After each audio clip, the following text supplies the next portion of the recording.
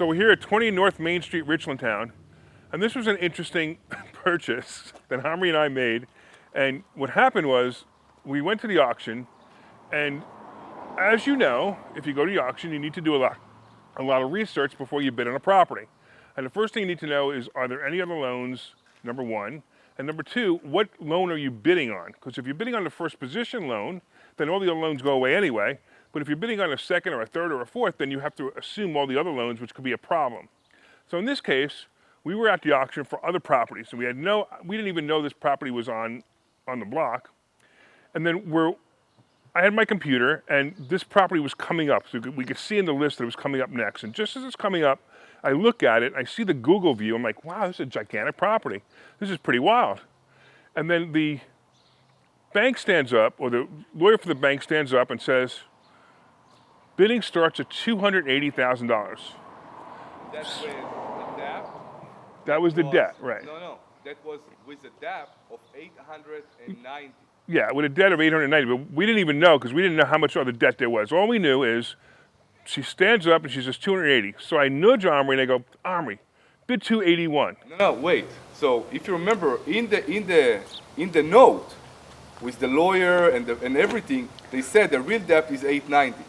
So we didn't believe they will start so low. Right. We said 890, and it's worth maybe 900, a million. We don't know. Yeah, it's worth easily a million. There's not enough margin. Sure. And then the lawyers stand up, and the lawyers say 280. Right. So I nudge. 890 real debt, Right. 280 first bid. It was weird. So I nudge him and say, bid 281. Just figuring, let's just get the ball started, right? Well, he bids 281, and no one bids anything after that. And I went, oh shit.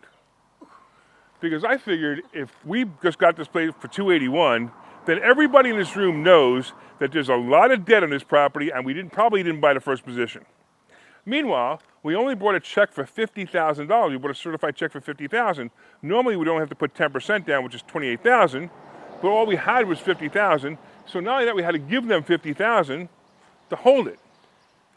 So on the way home, literally on the way home, we called the attorney. Actually, we went upstairs first. And we found how much debt? We found almost $2 million worth of debt in this place. And we're like, oh shit. And we're not sure if we bought the first position still.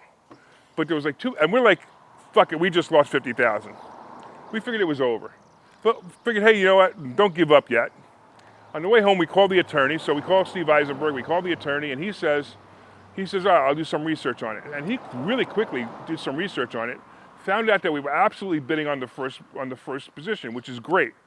The problem then became that the first position bid was not a normal foreclosure. It was a confession of judgment. And in a confession of judgment, they don't have to notify the other debtors that this is going to foreclosure. So the question is whether we did a proper foreclosure or not, or whether the bank did a proper foreclosure or not. So then a couple of days go by, and Steve's talking to the other attorney, and both of them are, the other attorney for the bank wants this over. They want to take our $281,000. We want to get the property, or we want our $50,000 back, but more importantly, we want the property, right? And it turns out Steve knows the other attorney. They're having a great time, and everyone's on our side, except there was a couple of issues that they still needed to work out, and they felt they needed a couple more days. So then, what do? The two attorneys agree that, hey, although the money is due on that Monday, which was literally 7 days after we bought the property, actually the 8th business day after we bought the property, the money's due, so we had to bring the other $231,000. The two attorneys agree to an extension. And then they tell the sheriff that, hey, we agreed to an extension, we just need a little more time, we'll close on this next week.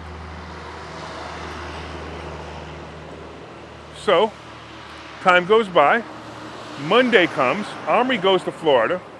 He goes to Florida for a family vacation. It was Good Friday that Friday, so we didn't have Friday.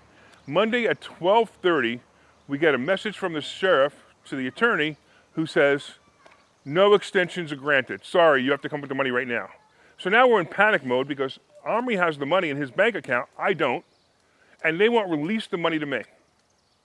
So we can't even bring the $231,000, so we're about to lose our $50,000 again. So we can't bring the money, we don't bring the money. A couple of days goes by, the attorney files for a judgment to try to get us to get this building. Now, remember I told you before the story about the fact that all of these other loans were not notified on this confession of judgment. So there was question whether they could come after us or not. So now what the attorney does is he writes a motion to not only have the property sold to us for 280 or 281, but all the other loans dissolved. So this actually, if this worked, it would have been the greatest thing ever. And it turns out that it did. We actually got that motion granted. The judge agreed to it. Everyone agreed to it. And the sheriff was mad as hell, actually, to the point that they're not even cooperating with us. But they have no choice but to turn over this property to us for $281,000. And, we could probably pay a lot of legal fees for Steve to do this. But I'll tell you what, if you look at this property, you can see that this thing is freaking amazing. It's probably worth $1 million as it stands now. And we're going to go into it right now, and we're going to talk about what we can do with it, what we want to do with it, and what we're thinking about doing it. And at the same time, we have it up for sale because we also believe that if anybody wants to come by and give us, $600,000 or upwards, we are willing to sell it, and you could take it over from here. So this property used to be the Richland Mill, and it was all the people in the area would come here. They'd buy feed for their horses, their deer, their sheep, their dogs, everything. And it was here for many, many years, and now it's abandoned. But interestingly enough, it was abandoned just a little while ago. So you'll actually see stuff inside that still represents the store that used to be in here. All right, come on in, guys. Let's see it.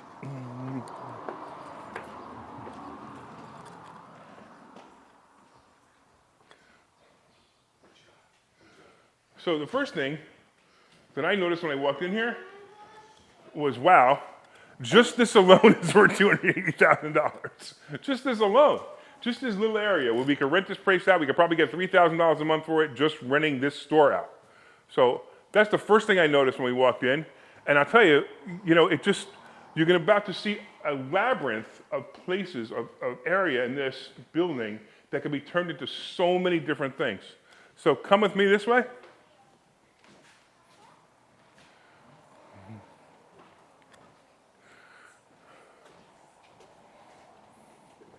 So if you saw, Every time I'm here, I'm in this hallway. I know, it just gets better and better. Exactly. We need to find how to light, how to turn on. I found it already. Yeah, it's a plug over there, but we got to get an extension cord. Okay. Now everybody be quiet, the inspector's here. All right, what's up, man? All right, guys, so this right here, this is, if you remember on the outside there were two barn doors. This is the area between the two buildings that attach the two buildings. And I look at this, and the first thing I see is a microbrewery. I think if a microbrewery was in here, it would do so nice. This would be the courtroom right here, where there'd be tables and chairs, and the brewery back there. That would be one thing for this. I mean, it could be anything, but that's what I see when I see this. I just think I see a beautiful microbrewery. All right, now we're going to go. Let's go over to. We're going to try to stay on this side first, and then we'll come back over. I don't want to go down that basement right now because it looks dangerous. And there's too many people coming with us. It looks like they made a mess. All right, can we go this way? No, I guess we got to go the other way. Let's go back this way. All right, we can go in here if we're here already. Okay, so let's go this way since everybody's going this way anyway. So again, this could easily be another apartment, or another place to live, or another store. Or maybe even an office downstairs and an apartment upstairs. Sure. Because the upstairs is very, very tall. Yeah. How many businesses can you do in one building? So this is it's just a beautiful, another beautiful area. And you can see they started to do some of the work, and they never finished it. I mean, it looks like they were turning it into something. It's ready to go. It's ready to be drywalled, ready to put some people in here. It could be easily turned into an apartment or a store.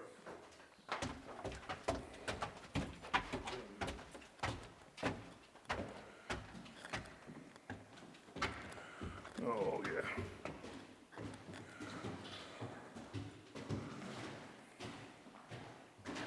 If someone started drywalling this wall with ceiling, which doesn't make any sense because they need to fix the roof first. This alone can be a 1 or 2 bedroom. Yeah. This is a beautiful area. It could be a beautiful house or a beautiful apartment. And once again, the big problem that they did was they started to do the drywall, but they didn't finish the roof first. So that's why the drywall is leaking.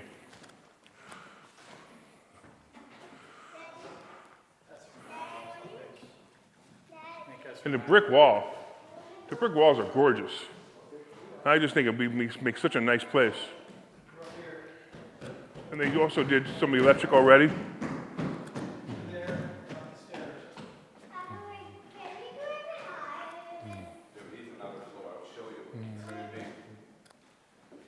All right, let's go on the other side. Then if we come back here, this is where the fun begins.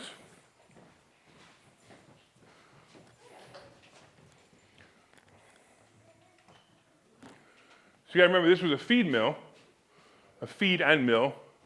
So the milling equipment is still here and it all works. It's a natural way to keep deer from eating trees, plants, whatever they want to. So this all works.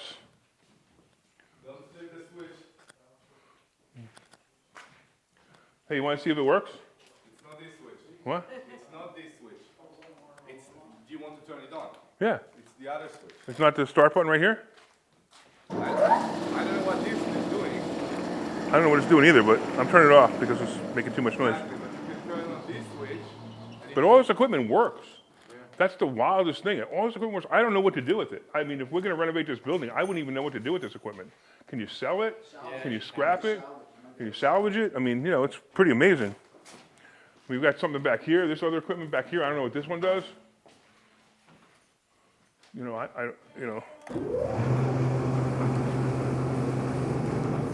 Wow.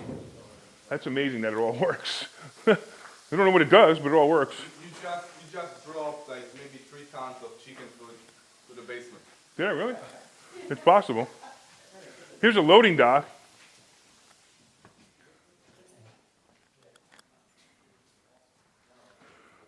And storage. Yeah, a loading dock, storage area. This is all the stuff. We're gonna get somebody come in here and clean those all out because all this food's gonna start to rot. You remember all that? This section too? No, I don't even remember what's in there. No, there's nothing in there. Okay. Ozzy, come. Yeah. So yeah. What's in here? Nothing, right? Yeah, nothing really. Just a bunch of stuff. More stuff. It all has to go. We can see the size of this. It's gigantic.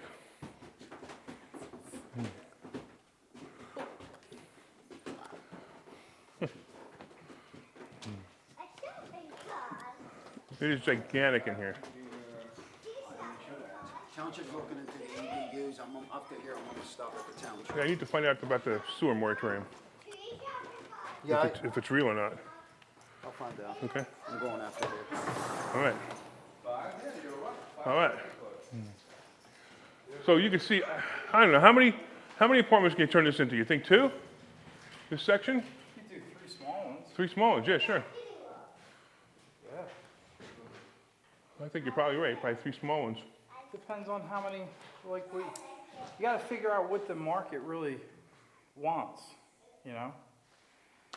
If you can get away, like in a real densely populated, 1-bedrooms are easy to fill. Right. I don't like 1 bedrooms. I like 2 bedrooms. 1 bedroom can get switched a lot. You get, what?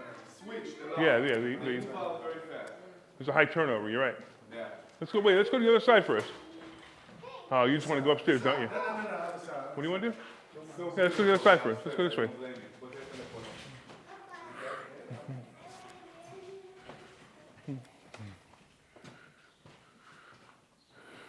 Be really careful over here. You can fall through.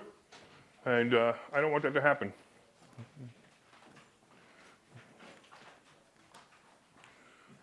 I mean, this could be a 1-bedroom right here. Just this section could be a 1-bedroom.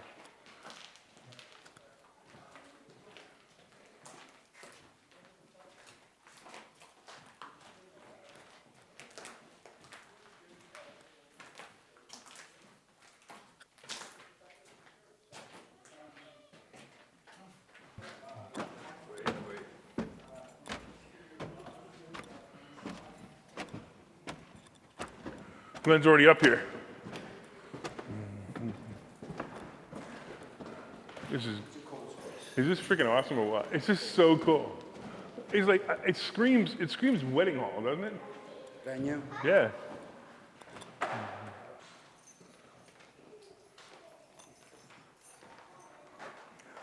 Yeah, it just gets cooler and cooler, doesn't it? That room right there Yeah. takes the cake, man. Yeah, I know.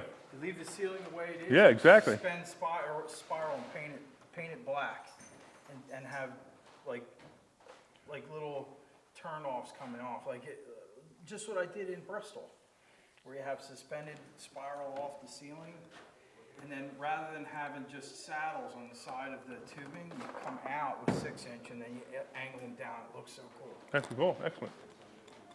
Excellent. All right, guys, we appreciate you watching this video. We're going to let you know what happens. But this is fun. This is when you're an investor, you come across stuff like this, and you got to make it work.